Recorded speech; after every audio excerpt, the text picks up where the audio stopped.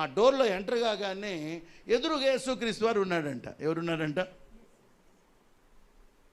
Hello Peter, where are you going అన్నాడంట. ప్రభా, వాళ్ళు నన్ను చంపేస్తారు ప్రభా, అందుకే పారిపోతున్నాను.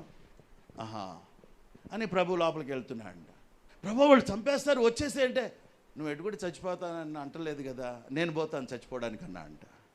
ఏమన్నా అంట, నేను వెళతాను నీ ప్లేస్లో.